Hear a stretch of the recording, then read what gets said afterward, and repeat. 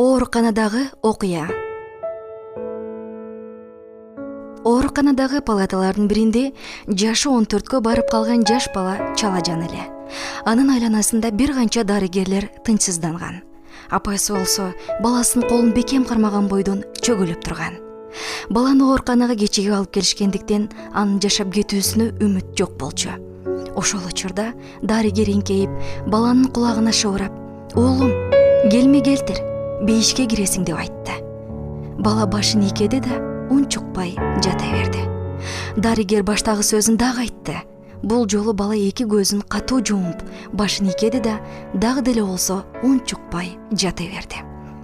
Дарыгер болсо андан кайра келме келтирүүсүн сурай бергенден кийин гана бала өзүндөгү бар күчүн жыйнады да "Ла илляха иллаллах Мухаммаду Расулаллах" деп келме келтирди. Мына ошол учурдан кийин гана бала терең дем алып жан берди. Бул абалды күзөтүп турган эненин денеси безгек болгондой калтырап, өксүп ыйлап жиберди. Дарыгер аны жубатып жатып: "Эмне үчүн балаңыз бир нече жолу келме келтирүүдөн баш тартты?" деп сурады. Эне болсо дагы да болсо өзүн өзү токтото алчууда эмес эле. Таң калыштуусу, эненин айткан жообунан кийин бөлмөдөгүлөрдүн баары титиреп кетишти. Себеби ал бала дудук болчу.